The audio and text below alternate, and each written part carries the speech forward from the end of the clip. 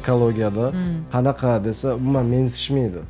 Ya'ni bitta proyekt yoki nimadir qilsa O'zbekistonda ekologni masalan xulosasi kim bu deding? Вообще hech kim emasda. Gaz va ataka bo'ladigan paytda kiyiladigan protivagazlar kiyib yurish kerak deganda unaqa joyda. 10 mingta odam o'lgan va 10 mingtasi ham kasal bo'lib, hammasi o'sha 1 yilning o'zida 20 ming odam o'lib ketganda, hukumat tepasida bu mavzuga jiddiy qarash kerak. Agar o'sha tomondan jiddiy qaralmasa, qo'shnilar hammasi axlatini to'plab yoqishadi. Masalan, aytaylik o'zlarini ular selofan ham yoqadi, ular podguzniklar ham yoqadi. Ham kestirishib Endi lekin yozda yura olmaysiz hamda 50 gradusda. Chunki yo'qda. Daraxt yo'qda, salqin yo'qda. Mana men o'zim ikkita farzandim bor, ikkosi ham bu yerda bog'chaga borishgan. Bog'chaga borganda mana yasli bor, 9 oydan berasi bo'ladi. Ularning o'yinchoqlari musor sortirovka qilish o'yinchoqlari. Ongiga bola tug'ilishdan boshlab qo'yiladi. Hattoki u yoqdagi chuvalchanglarga qanaqa ta'sir qilishigacha ko'rib chiqiladi. Chunki ekosistema hammasi bir-biriga bog'langan-ku. Chuvalchang kamaysa qushlarga ta'sir qiladi. Shahar bedarvoza emas degan gap bor-ku. Mana maqol kelib qoldi menga. To'g'ri, ha. Lekin bu yoqda nima demoqchimanki, что bedarvoza degani, darvozasi bor degani, bu degani ichida qanaqadir struktura bor degani. Bu degani uni ichida plan bo'lishi kerak. U degani u shahar prosta shahar uchun emas, u odamlar uchun. Legoda ham shunaqangi produktlari bor, sortirovka bo'yicha uchala qurishingiz mumkin. Bu mana recycling mashina. Уже ongizga singib ketadi-da, siz unga so'ramaysiz ham. Programma qo'yiladi уже. Bizda ham shunaqa havoyimiz shunaqa toza bo'lsin. Odam bundoq nafas olganda nima desa bo'ladi haligi maza qilsin. Xuddi toqqa chiqqandek bo'lsin. Chunki tog'ga nimaga boramiz? Tog'ga chiqqanimizda toza havo yeb kelamiz. Assalomu alaykum. Bugungi bizni tomoshabinlarimiz, bizga kanalimizga ulangan, har bir ko'rib turgan insonlar. Bugun biz juda ham qiziq mavzu haqida gaplashamiz. Bizni hozirgi shu kunda juda qiziqtirgan bir qiziqarli nima bor, mavzu bor O'zbekistonda. Bu biz ekologiya mavzuyimiz. To'g'ri. Juda ko'p joylarda ko'rdik, yomon bo'lib ketdi, maskalar taqdi, informatsiya ko'p bo'ldi. Endi men shunda qiziqarli savolim bor-da, sразу savoldan boshlaylik. Bu mashina ko'pligidanmi? Nimadan bizda havo yomon? Menimcha absolut nihoyatda bir nimaligi juda ham muhim mavzu bu. Mani gipotezamga qaraganda faqat mashina emas. Bu yoqda mana kitoblarni ham qo'yib qo'yganmiz. When smoke ran like water. Keyin breathe the Tackling the Climate Emergency. Londonda meri yozgan kitob. Bu kitoblarda ko'rishimiz bo'yicha bizdan oldin, ya'ni O'zbekistondagi holat boshqa davlatlarda ham ko'rilgan. U davlatlar u krizisdan chiqib ketgan davno. Bir narsalar qilishganki, o'sha narsadan ketib qolgan. Shuni evaziga bir nechta nimalarni ko'rdik, ya'ni teoriyalarni ko'rdik. Masalan, bugun oladigan bo'lsak, men hozir mana air quality IQ air ochib qo'ydim. Bugun Toshkentda 54 moderate nima degani u? 54 nima degani? Air quality index, ya'ni havoni sifatini indeksi 54 ekan bugun. Bu yaxshi, yomon? Bu moderate, ya'ni o'rtacha.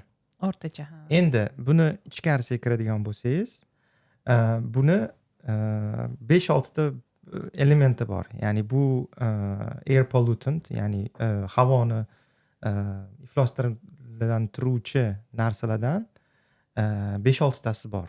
Bu demak CO2 bo'lishi mumkin, CO2, SO2 bo'lishi mumkin, O3 bo'lishi mumkin, NO2 bo'lishi mumkin, PM lar bo'lishi mumkin. PM larni hozir Qudrat tushuntirib beradilar. Hozir Qudrat spetsialist bu bo'yicha. Lekin masalan CO2 ni qaraydigan bo'lsangiz yoki carbon monoxide, ya'ni o'sha karbohidrat, ugлекислый gazga yaqin narsalar, bu konsentratsiyasi kubometrga 1 kubometrga 20 turibdi. bu o'rtacha hisobda yaxshi to есть o'rtacha hisoblanadi. Bugun qor yog'di O'zbekistonda. Balki o'shanga bo'lishi ham mumkin. Da, to'g'ri. Balki o'shanga bo'lishi ham mumkin. Ya'ni bostirgan u narsalarni. Lekin bizada asosan ko'p bo'layotgan narsalar menimcha boshqa, ya'ni mashinadan boshqa bo'layotgan narsalar ham bordir. Endi u narsani tekshirish uchun men boshqa shaharlarni ko'rdim. Boshqa shaharlarni ko'rdim deganda nimani nazarda tutamiz? Masalan, bir xil odamlar aytayapti, balki teplitsalar qurib tashlashganligi uchun, teplitsa ko'p bo'lganligi uchun, kimdir ko'mir yoqyapti u teplitsada, kimdir gazga yetishmayapti-yu, gaz yoqmaymiz, bo'pti mayli.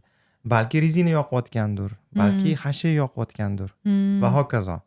O'sha narsani tekshirish uchun Xitoydagi eng ko'p teplitsa bor bo'lgan shaharni topdim. U bo'lsa ham U qaysi shahar ekan? u Weifang degan shahar ekan. Weifangda hozir 116 ekan. 116 degani unhealthy for sensitive groups. Ya'ni ko'p gruppalar uchun unhealthy. Ya'ni Ko'rsatkichda endi bu ko'rsatkich 116. 116 bu o'sha havoni sifatini ko'rsatkichi, indeksi. Demak, baland bo'lsa Baland bo'lsa yomon, past bo'lsa past yaxshi. bo'lsa yaxshi. Shuning uchun 58 bu o'rtacha. O'rtacha, to'g'ri. To'g'ri tushundim. Hozir 116 degani, bu degani mana shu narsa to'g'ri bo'lib chiqayotgan bo'lishi ham mumkin. Ya'ni nimalarni, ya'ni Ko'mir, gaz не balloni. только ko'mir. Ko'proq o'sha teplitsalarni ko'pligi, chunki ko'p bo'lsa, konsentratsiya bo'ladigan bo'lsa, unda nima bo'ladi? Bizda O'zbekistonda teplitsalarni ko'p bo'lgan joylari bu Toshkent, Buxoro, Navoiy ekan. Tak? U yoqdagi hozir tekshirib ko'ramiz ularni ham. Lekin masalan u yoqda ham baland chiqishi turgan gap. Batareya ishlab chiqaruvchi shaharlar. Производствоsi bor shaharlar. Mashinani batareyasi bor-ku. O'sha mashinani batareyasini ishlab chiqaruvchi shaharlar. Bittasi Zhangzhou degan shahar ekan. O'sha yerda BYD ni nima batareyalari chiqar ekan. 108. U ham baland. U ham baland. Da. Lekin u nimani evaziga baland desangiz, asosan o'sha CO2, ya'ni 400 mikrogram na kubichskiy metr. 1 kubik metrga 400 mikrogram kelishyapti degani. Bu ko'p albatta. Undan tashqari haligi partiklar, PM partiklar bor, ular ham ko'payib ketgan. Eng oxirgisi, eng qiziq varianti. Eng qiziq joyi Lanfang degan joyda eng ko'p steel production. O'sha stalni chiqaradigan staliliteyniy производство konsentratsiya bo'lgan joy Lanfang degan joyda Xitoyda. Necha deb o'ylaysiz? Bilmasam, 100 dan balandmi? 227. 227. 227 very unhealthy. Wow. Judayam yomon degani. Ужас. Endi bu nima deydi, gaz va ataka bo'ladigan paytda kiyiladigan protivagazlar kiyib yurish kerak deganida unaqa joyda. Bu o'sha yerda CO2 ni konsentratsiyasi hozir masalan batareya chiqaradigan joyda 400 bo'lsa, bu yoqda 1150 mikrogram kubik metrga kelishyapti. Va PM, ya'ni particle 2,5 tali partikellarni konsentratsiyasi 152. Endi hozir Toshkentga solishtiradigan bo'lsak, buni CO2 hozir 20, 1150 dan 20 ga va 10.9 PM 2,5 mikrometrdan past bo'lgan partikellarni havodagi konsentratsiyasi 10.9 mikrogram 1 kubik metrga bo'lyapti. Bu sonlar в принципе hammasini nima deydi haligi zeriktirgim kelmayapti-yu odamlarni. Demoqchi bo'lganim Solishtirish uchun bu yoqda bir nechta faktor bor. Shulardan mashina, albatta.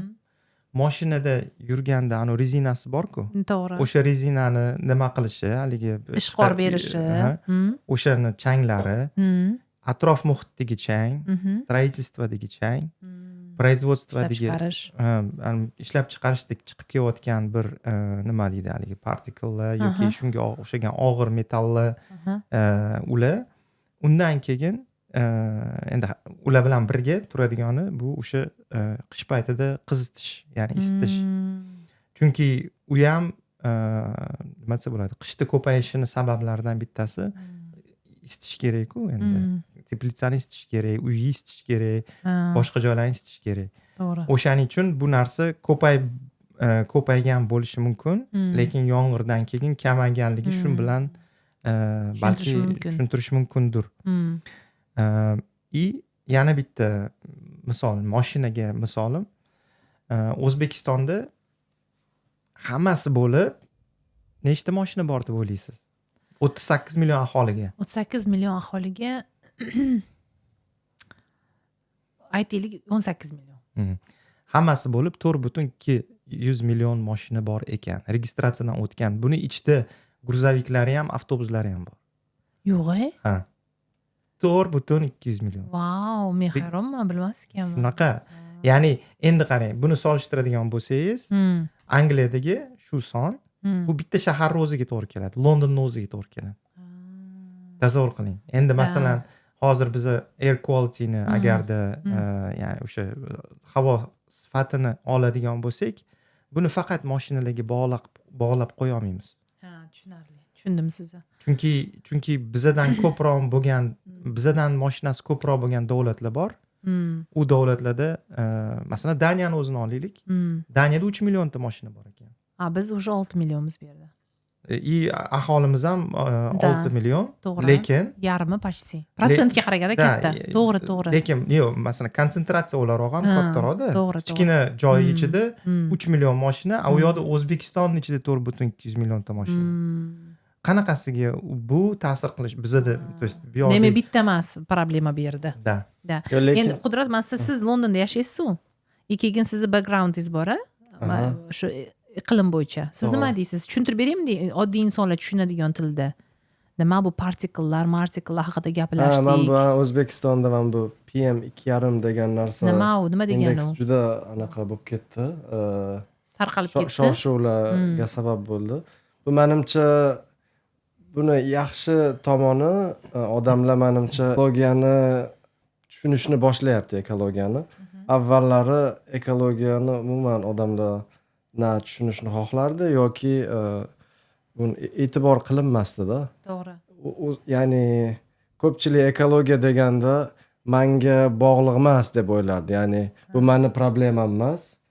ya'ni meni hayotimni hal qiladigan muammo emas kimnidir o'sha atrof muhitni muammosi deb o'ylardi hozir endi odamlar uyiga kirib kelgandan keyin shu muammo to'xta buni boshqacha yondashishimiz kerak shekilli deb o'shani tushungani man pozitiv ko'raman shu tomondan endi bu degani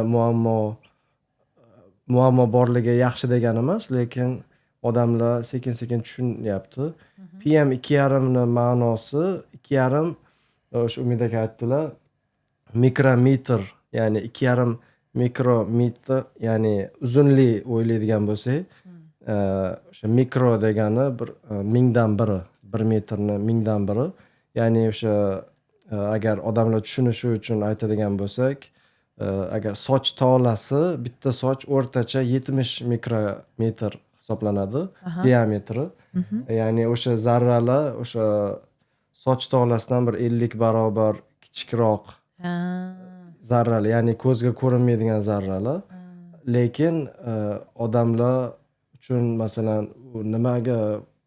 nimaga undan qo'rqishim kerak desa u odam nafas olganda to'g'ri o'pkaga boradi va o'sha qonga boradigan narsa ya'ni bu degani agar zararli moddalar bo'lsa odamga qoniga o'tyapti bu narsa o'shaning uchun bu juda ham xavfli hisoblanadi odam hayoti uchun keyin bitta misol keltirishadi o'sha agar 250 shu indeks agar o'sha 1 kubometrda 250 agar nafas oladigan bo'lsangiz bir kunda agar adashmasam 20 ta sigaret chekkan bilan barobar bu ya'ni bu odam sigaret chekib yuribdi degani. Wow. Shuncha qancha sog'lom hayot bo'lsa ham zato chekib yuribdi deng. Passive smoking. Xuddi shunaqa. Ужас. Mana qarang, yoningizda turibdi Denver Davisning kitobi. Aha. When smoke ran like water. Bu Londonda katta krizis bo'lgan. Shu haqida aytib bering. Qanday chiqqan bular? Nima krizis bo'lgan? Qanday chiqqan bu krizisdan ular? Bu ancha uzoq tarix. Masalan, где-то 70 yillar avval, 55 yo 54 yillar balki adashayotgan bo'lishim mumkin. Londonda 10 mingta odam o'lgan. O'sha inglizchasiga smog deyiladi, ya'ni qora tutun desak kerak. Ya'ni havoda mana bu qora tutun bor. O'shanaqangi endi o'zimiz bilamiz, Ikkinchi jahon urushidan keyin industriyalar rivojlanib turganda 10 mingta odam o'lgan va 10 mingtasi ham kasal bo'lib, hammasi o'sha 1 yilning o'zida 20 ming odam o'lib ketganda. O'shandan keyin anaqa Londonda Clean Air Act degan shunaqa qonunni ishga solishgan. Ya'ni hozirgi kunda, masalan, hozir 70 yil sakrab ketyapman. Hozirgi kunda London dunyodagi eng toza havoli shaharlardan hisoblanadi. Doim o'sha toza havo haqida gapirilganda Londonni misol qilib keltirishadi. Sababi qanaqangi yomon vaziyatdan qanaqangi yaxshi vaziyatga kelgan. O'shaning uchun men bu kitobni ataylab oldik. Ya'ni men bu Londonni meyori o'zi ham masalan yozgan, qanaqa qilib, chunki siyosatchi sifatida ham, masalan bu siyosatchi. Bu Sodiq aka yozdimi buni? Ha, Sodiq aka. Sodiq aka yozdi, xon ekan, Sodiqxon aka. Sodiqxon aka xonlardan ekan O'zbekistonda. Shunaqa. Ya ishonsa bo'ladi. Sodiq aka zo'r ismi. Bo'ldi, sotib olamiz. Nima debdi Sodiq aka? Yo'q, Sodiq aka o'sha anaqa siyosiy tomondan yozgan, ya'ni chunki bu siyosiy-ku, agar shaharni agar o'zgartiraman desangiz, ya'ni qonunlarni o'zgartirishingiz kerak. Bu degani har bitta odamning hayoti o'zgaradi. Ya'ni bitta oddiy misol qilib aytsak, inglizchasiga ULEZ deyishadi. ULEZ zonalar, ya'ni ultra low emission zone deydi. Ya'ni anaqa Londonda deyarli butun London, ya'ni Londonda-ku anaqa tumanlar juda ham ko'p, juda katta masalan, lekin o'sha butun deyarli hammasiga o'sha ULEZ zonasiga kiradi. Bu nima degani deb so'ralsa, ULEZ zonani ichida faqat standartga javob beradigan mashina minish mumkin xolos.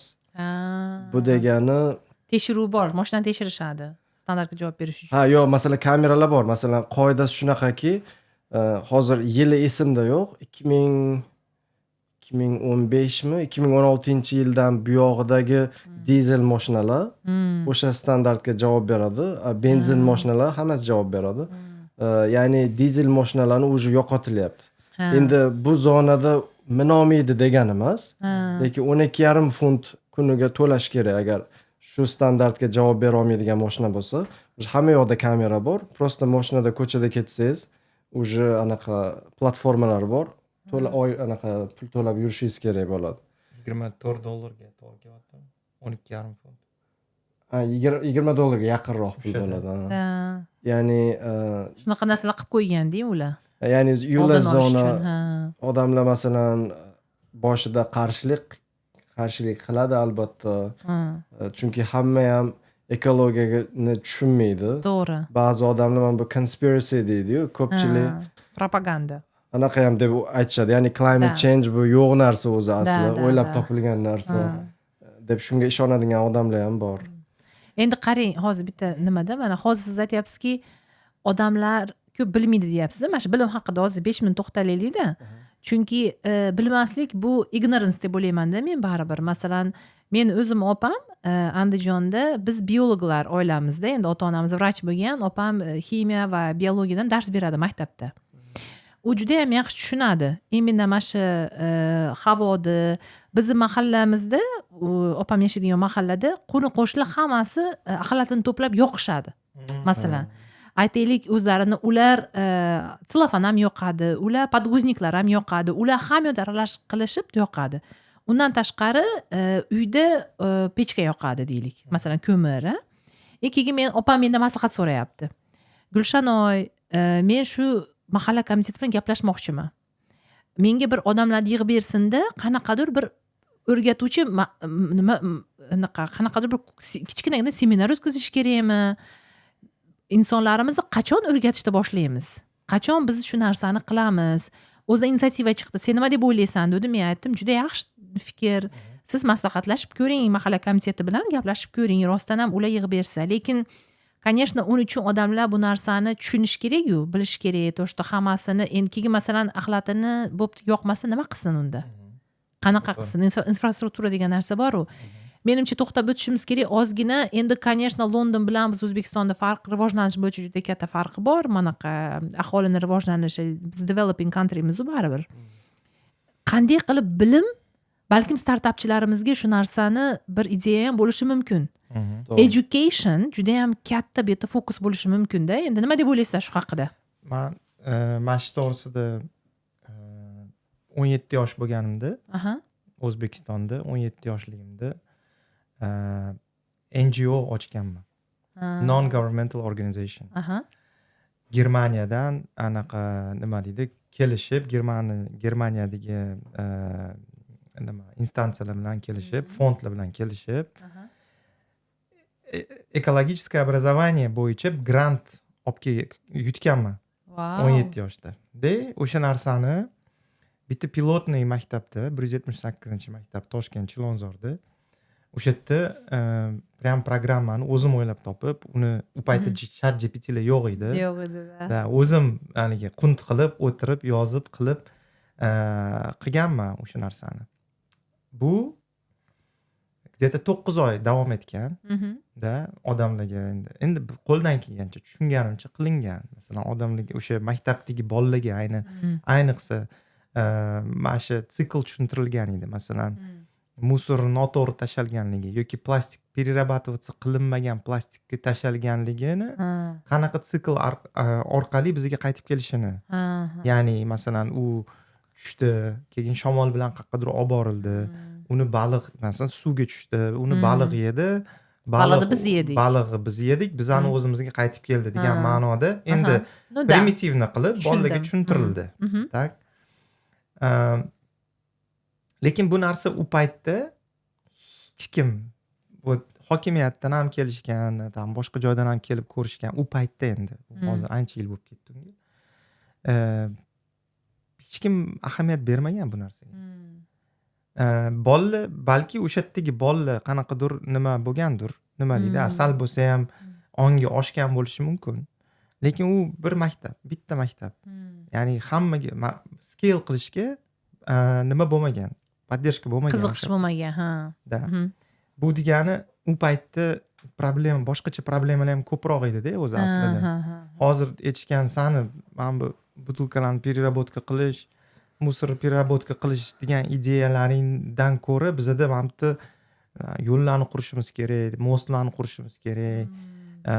Yoki tam nima deydi, odamlarga qanaqadir boshqacha yordamlar berishimiz kerak. Hozir bu вообще umuman hech kimga kerak emas teoriya deyishgan edi-da u paytda. O'shanga men ham nima bo'lmaganman, ya'ni nima deydi, haligi yosh anaqam so'ngan. Endi menimcha bu mana kitoblarda ham yozilgan bu narsa. Bu policy bo'lish kerak bu narsa to'g'risida. Ya'ni nima deydi, haligi siz aytganingizdek infrastruktura yaratilishi kerak, qonun qoida yaratilishi kerak. Masalan, Yevropada ko'rganmiz, bitta policyni kiritishga yillab ketadi-da. Misol uchun musor nima deydi, haligi qog'ozga, ovqatga plastikka nima deydi, aralashtirmaslikni bo'lib solishni o'ziga 10 yillab ketdi-da, misol uchun. To'g'ri. Tushuntirib beringchi, qanaqada qilishadi Daniyada axlat? Mana misol uchun nima deydi, haligi bu yoqda plastik bor, anaqa glass, ya'ni nima shisha bor, keyin metal bor, keyin nima mana bu kartonka yoki ya'ni qog'oz, mana korobkalarga o'xshagan narsalar bor. Keyin ovqat, ya'ni ovqatni upakovkasi bor-ku, qog'ozli upakovkasi, o'shanaqa narsalar bor. Keyin katta narsalar bor. Masalan, mana bu огородdan chiqqan отход bor, строительный отход bor, hammasi millionta anaqasi borda. O'sha narsani agarda to'g'ri solmasangiz nimani ichiga, musorniy bak ichiga to'g'ri solmasangiz, musorniy bakingizni olib ketmaydi. Ana mashina kelib olib ketadi-yu musorniy baklarni. Ya'ni domlarda shunaqa, kvartiralarda shunaqada. Man bu xonadonlarda qanaqa? Masalan, mashina O'sha xonadonlarni aytyapman. Xonadonda demak o'sha 4 ta turadi. alohida, 4 to'rttasiniki alohidami? 4 tasiniki alohida turadi. Har hafta 4tasini olib ketadimi yo bir hafta? Har hafta 4 tasini olib ketadi. Lekin agarda masalan mana qog'ozni ichiga bitta bo'lsa ham bundoq qaraganda plastik tushib qolgan bo'lsa, olib ketmaydi uni. Endi lekin bu uylardadir, lekin mana men kvartirada yashayman. Bizda ham sortirovka qilamiz albatta. 5 ta, 6 ta bor sortirovka qilinadigan joylar. Endi ba'zida orada tushib qolishi mumkin. Masalan, metallga, albatta qopqog'ini ham almashtirishingiz kerak-ku olganingizda. Uni plastikini bu yoqqa, qopqog'ini. Billa ketib qolsa olib ketaveradi ular. Bu darajada qaramaydi, chunki katta gruzoviklarga keladi, uni polniy bakni oladi, konteynerda shunday olishadi, to'kadi, ketadi. O'zlarining anaqasi bor. Da. Endi balkim kvartiralarda, xonadonlarda boshqacha bo'lishi mumkin-da. Chunki endi ular har xil rayonlarda har xil, masalan, bir xil rayonlarda agaroddan chiqqan, masalan, o'tlar, boshqalar bor-ku, o'shalarni ham olib ketadi. Bir xillarida olib ketmaydi. O'zingiz borishingiz kerak. O'zingiz borishingiz kerak bo'lsa, mashinaga ortasiz uni, registratsiya qilasiz. Mana bu musorxonaga olib ketyapman deysiz. U yoqqa borganingizda mashinangizni nomeringizdan o'qib oladi, kirasiz. U yoqda odamlar yurgan bo'ladi, qarab turadi sizga. Agarda masalan o'tni agar selofanoviy paketda olib kelsangiz, ruxsat bermaydi uni. Olib kirma deydi bu yoqqa. Ya'ni borib uni bo'shatgin deydi. Kontrol bor. Ana o'tga tashlaysan, daraxtga qo'yasan, mana selofanoviy paketni borib, plastikli joyga olib borib tashlaysan deydi. To'g'ri, anaqa mashinani batareykasi bo'lsa alohida, mashinani anaqa engine oil nima deyiladi, yog'ini alohida quyadigan joylari bor, to'g'ri. Keyin bilasizmi, bu yerda juda ham katta, mana men o'zim ikkita farzandim bor, ikkosi ham bu yerda bog'chaga borishgan. Bog'chaga borganda mana yasli bor, 9 oydan berasiz bolani. Bunlarda o'yinchoqlari, musor sortirovka qilish o'yinchoqlari. Ongiga bola tug'ilishidan boshlab qo'yiladi. Qonun qoidalar. Mana sortirovka qilamiz. Bu nima? Qog'ozga. Mana Lego haqida gaplashdik-ku. Legoda ham shunaqangi produktlari bor, sortirovka bo'yicha. Uychalar qurishingiz mumkin. Bu mana recycling mashina. Uje ongizga singib ketadi-da. Siz unga so'ramaysiz ham.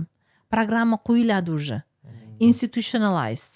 Ya'ni maktablardan, bog'chalardan o'rgatiladi bolaga. Masalan, yo'l qonunlari, qoidalari, musor sortirovkasini bular albatta bog'chadan boshlab o'rgatadi.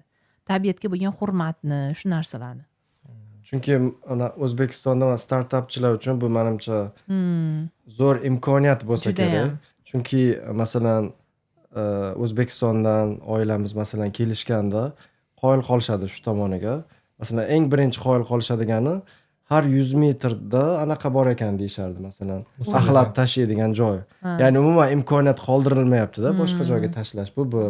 Ikkinchisi, men bu uydagi bu axlat o'sha teleshkasi bor, aravachasi. O'shani ham ko'rib qoyil qolishganda, sababi O'zbekistonda hozir nima qilinadi? Endi Toshkentda qanaqa bilmadim.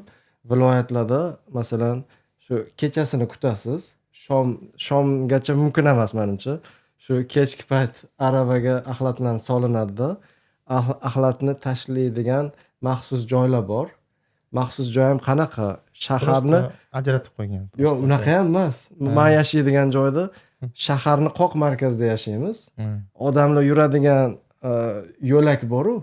O'sha yerga masalan kechki payt ko'rsangiz, hamma yoq axlat bo'lib ketganda, ertalab kelsangiz, o'sha yig'ishtirib ketgan bo'ladi. Ya'ni shunaqangi iflos.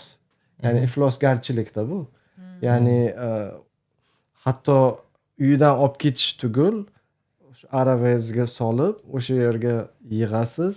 Keyin ba'zi joylarda Gulshan opa aytganlaridek yoqishadi. Endi o'sha joyga olib borib tashlaysiz. Uni olib ketmasa ham kerak edi, o'sha turgan joyda yoqib yuboradi-da. Demak, qaranglar, mana keyingi savol menda tug'ildi-da, hozir mana nima haqida gapirdik, mashina haqida gapirdik-a. Demak, mashinadanlamas ekan.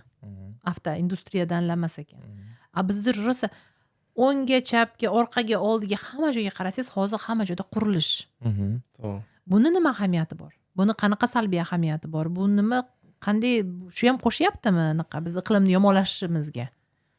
Bunaqa desangiz, boshqa davlatlarda ham boom bo'lib ketayotgan, ya'ni qurilayotgan davlatlar ko'p. Ko'p narsa qurilayotgan davlatlar ko'p. Aha. Bu yoqda ham ko'p quriladi. To'g'ri. Ko'ryapsiz o'zingiz masalan. Hamma davlatlarda qanaqadir qurilish ketadi.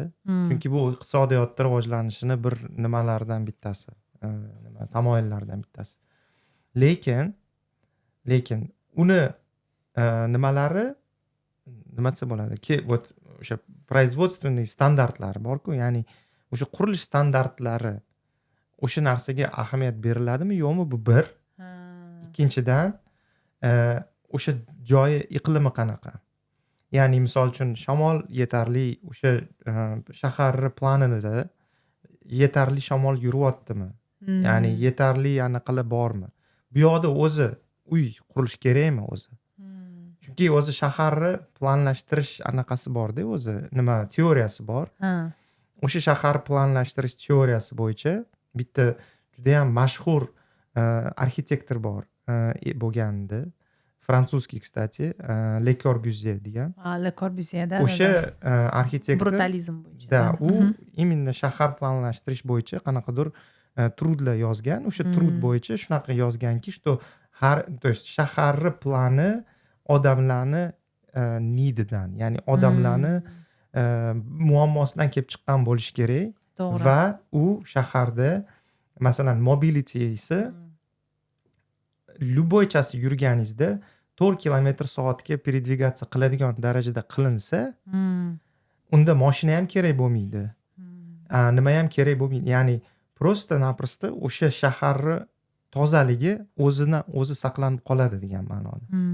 Demoqchiki, misol uchun agarda shunaqa planlashtirsaki, что eng kerakli narsa sizga mashinada yurmasdan turib bora oladigan bo'lsangiz, unda sizga mashina kerak bo'lmaydi deganda. Chunki odam o'zi yursa 3 km/soatiga yuradi-da o'zi aslida. Da. Endi shu joyda uzr gapingiz bo'ldim.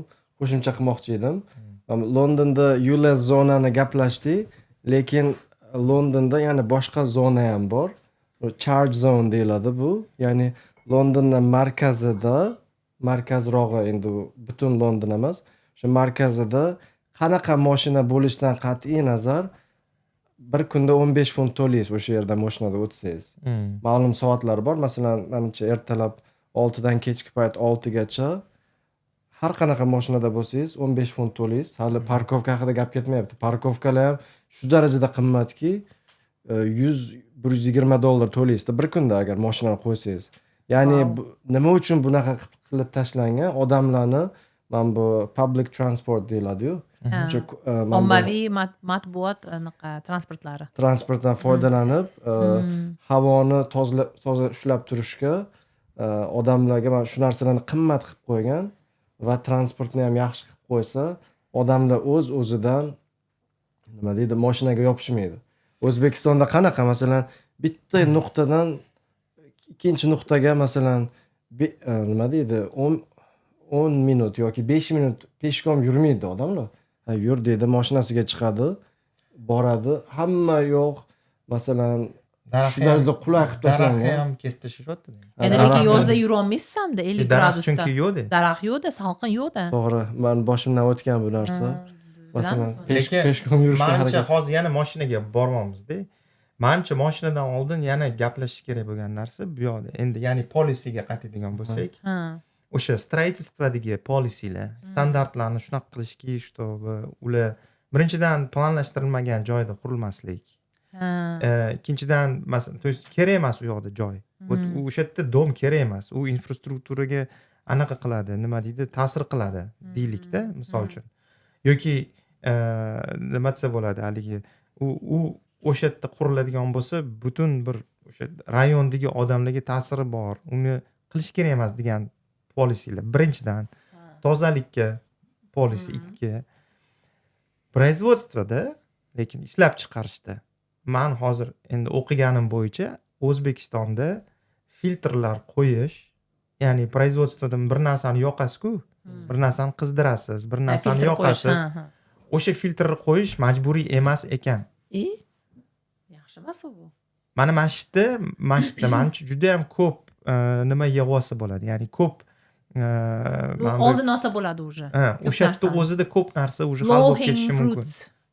Shunaqa. Mana shuni o'zbekchasini topolmay turdim. Pastga Yaqin turgan, shuni pishib turgan meva. Imkoniyat. Shundoq uziladigan anaqa mevada bu. To'g'ri. Ya'ni chunki agar o'sha policy bo'ladigan bo'lsa, to'g'ri, uni ta'siri bor. Uni ishlab chiqarilgan mahsulotga ta'siri bo'ladi, narx oshadi. Lekin nima deydi, rivojlanish hech qachon arzonga kelmagan. To'g'ri. Oladigan odam bo'lmasa ertaga hamma kasal bo'lsa u-da. 10 mingta odam o'lib ketsin. Bitta odam o'lsa ham уже yomon. Конечно. Qurilishlarga agar to'xtaladigan bo'lsak, men bu sohada ozgina tajribam bor. Angliyada shunaqa konsultatsiya shunaqa kompaniyasida ishlaganman.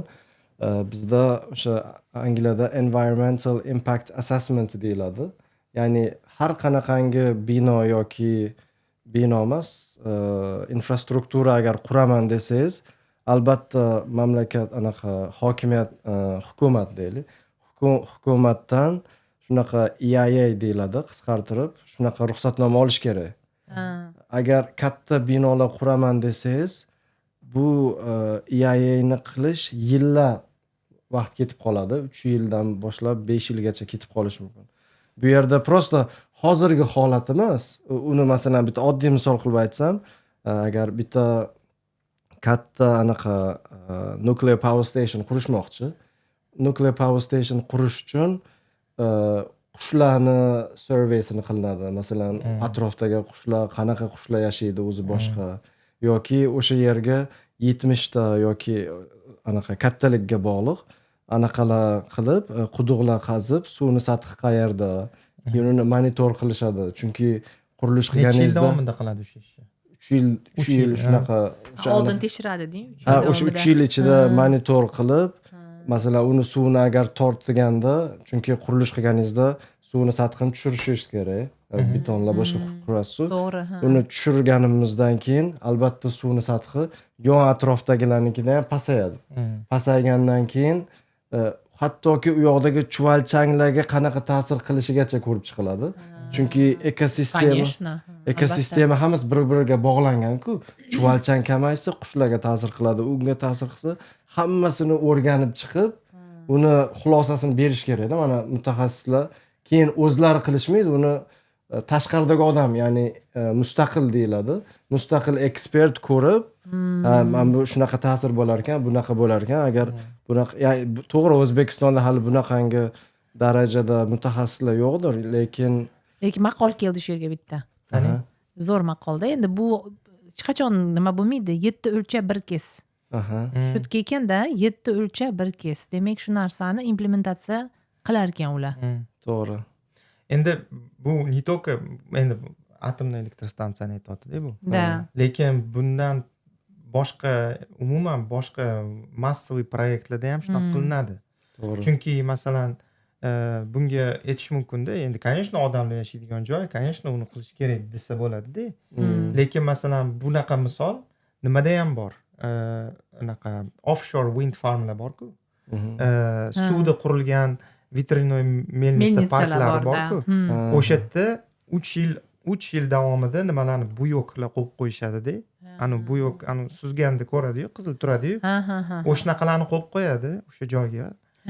Ular hammasini tekshiradi. Nechta qancha baliq kelib ketyapti, ekosistemani qanaqa ta'sir qiladi unga, qushlar qanaqa qilib o'tyapti, necha marta nima deydi haligi suv anaqa mana bu valnalarni balandligini tekshiradi. Hamma narsani tekshiradi. Keyin u nima deydi, rostdan ham masjidga qo'yganimizda bu yoqdagi ekosistema o'zgarmas ekan degandek keyin qurishga ruxsat oladi. Kelinglar, demak bu juda ham qiziqarli va chuqur va keng mavzu. Keyin albatta biz aytib o'tamiz, biz hech qanaqangi ekspert emasmiz. Bu biz o'zimizni qiziqqan, nihoyatda bizga bir qanaqadir haligi aktualni bo'lgan temalardan bittasi. Keyingi 5 minut davomida kelinglar qandaydir nima qilamiz. Bizim rekomendatsiyalarimiz, bizni kuzatgan narsalar haqida gaplashamiz. Mana nima deydi haligi, men kitobda yozib qo'yibdi-yu haligi tandirlarni bizinglarda o'tin yoqmaydi deb yozib qo'yibdi-yu. Somsaxonalarni ham Yo'q, unda Sodiq akani cancel qilamiz, unda cancel culture'ga kirgizamiz. Tandirda issiq pishgan nonlarga nima yetsin? Yo boshqasini toping. Qudrat siz nima deysiz? 105-betda yozilgan. Даже 108-betda. 108-betda, da. Men o'zim anaqa shu sohani ozgina bog'liqlik bo'lgani uchun va O'zbekistonda taniyman ko'pchilikni. Masalan, shu neft-gazda ishlagan tanishlarimiz bo'lishardi. Endi u ancha avvalroq, 5 yil avvalgi gap. Balki hozir o'zgargandir. Masalan, o'sha boladan men o'zim qiziqib so'rardim ekologiyada qanaqa desa, umuman mensishmaydi. Ya'ni bitta proyekt yoki nimadir qilsa O'zbekistonda ekologni masalan xulosasi kim bu deding? Вообще hech kim emas-da, ya'ni u hech narsa emas. U ya'ni inglizchasiga checkbox exercise deyiladi, ya'ni qilindimi? Galochka uchun. Вообще ya'ni birinchi navbatda menimcha hukumat tepasida bu mavzuga jiddiy qarash kerak. Agar o'sha tomondan jiddiy qaralmasa, menimcha qiyin masala. Keyin ikkinchisi odamlar fikrlashini o'zgartirish kerak. Masalan, oddiy misol, masalan, Umid akaga aytayotgandim. Nima deydi, qand yoki nimadir yesangiz, nima suti chiqadi-yu, to'g'rimi? Agar qog'ozi nimadir axlat qutisi topa olmasangiz, masalan, Yevropada hozir shu narsaga o'rganamiz. Cho'ntagingizda o'sha axlatni cho'ntagingizda ushlab yurib, uyga borib, keyin uyda tashlaysiz. O'zbekistonda mashinada ketyapti, shuni ochadi, meni muammoyim emas, kim boshqani muammosi deb odamlardan shu madaniyatni o'rgatish kerak. Ya'ni agar hamma bir yoqadan bosh chiqarmasa, bitta odam yechadigan muammo emas bu. Lekin qilsa bo'ladigan mavzu. Chunki agar o'sha London misolida va boshqa shaharlar misolida ko'riladigan bo'lsa, yetsa bo'ladi. Keyin o'sha menimcha birinchisiga ko'proq taqaladi.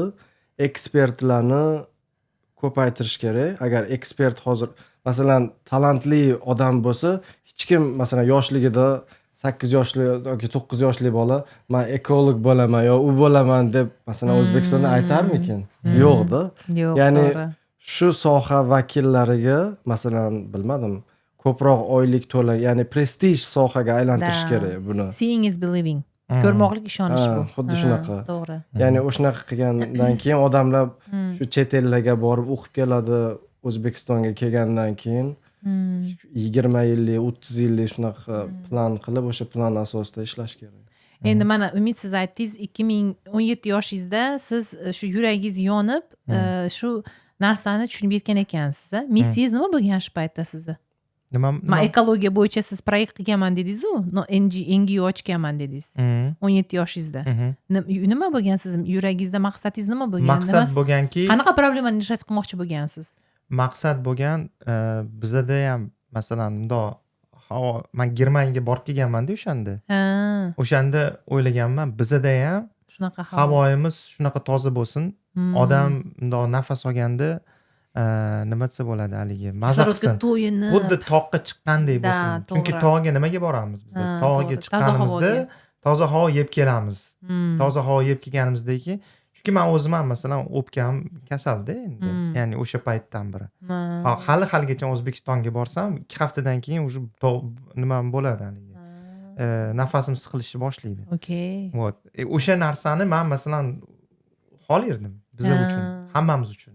Ya'ni endi haligi savolingizga qaytadigan bo'lsak, menimcha bu yoqda qilish kerak bo'lgan ishlar.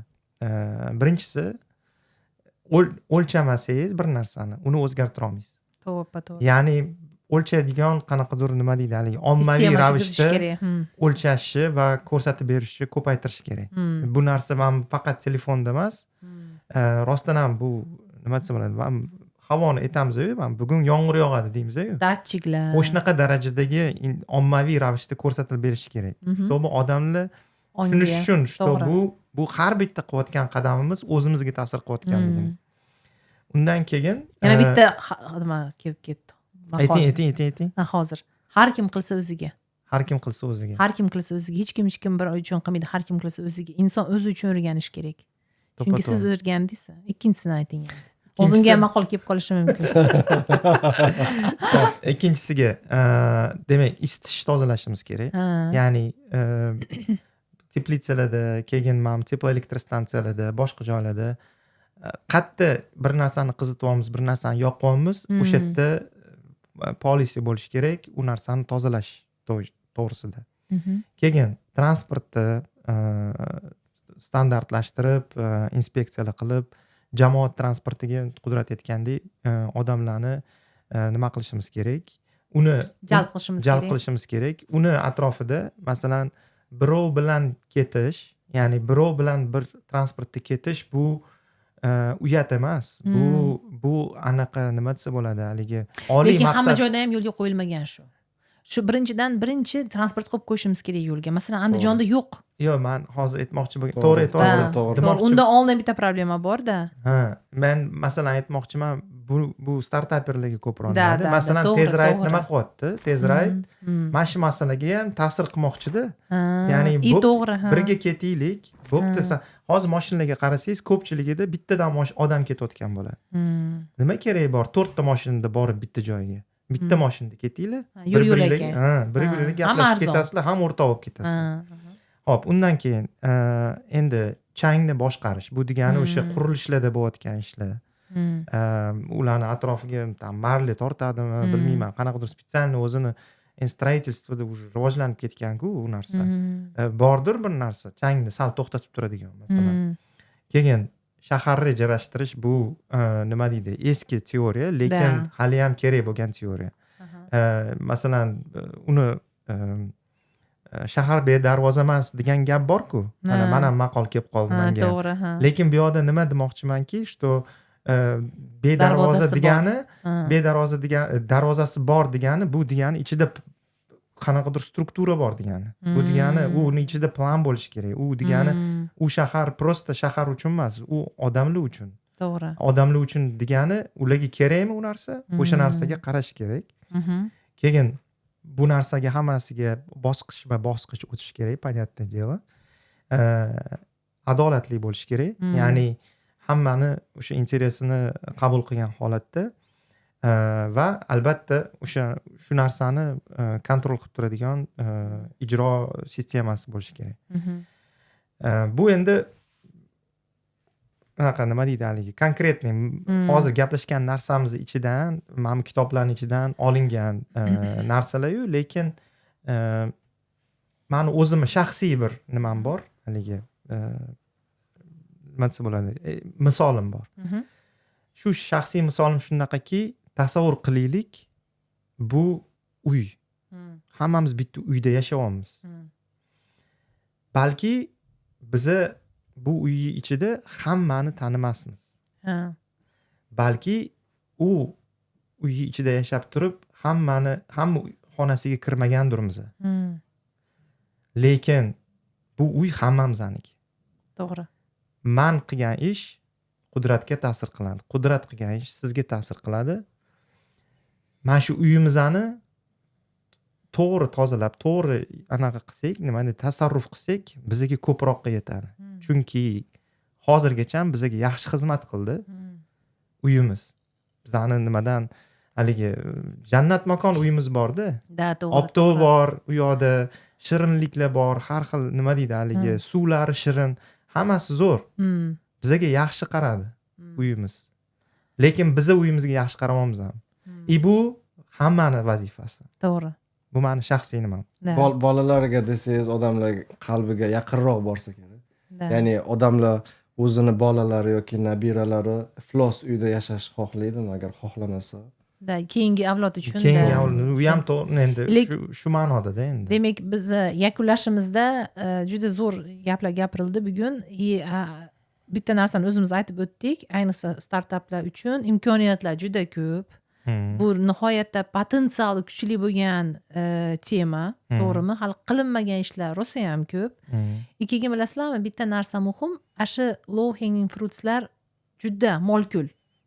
Ya'ni pastda ilinib turgan mevalar oson terib oladigan va effektini srazu beradigan nimalar ko'p ana shu filtrdan boshlab boshqa narsalarga qarab endi shu narsalarga qiziqish uyg'otdik degan umiddamiz biz bugun sizlarga qanaqadir bir curiosity ya'ni bu nima degani ekan to'xtab tur demak manaqa chunki hozir bizda hamma yoq available online to'ppa-to'g'ri o'rgansa bo'ladi shuning uchun iltimos savolinglar bo'lsa albatta yozinglar qiziqqan qanaqadir bir aniqlik kiritmoqchi bo'lgan savolinglar yoki fikringlar bo'lsa yozinglar keyin bizni bugungi epizodimiz sizlarga yoqqan bo'lsa albatta buni bo'lishinglar like qo'yinglar chunki qancha odamga biz bu narsani aniqlik kirgizsak shuncha yaxshi bilimni tarqatish to'g'rimi bo'lishish sharing is caring bu ham bitta nima maqol da har tilda borda endi kelaveradi ochiq kanal ochiqda qaysi hozir fransuzcha bo'lib ketishi mumkin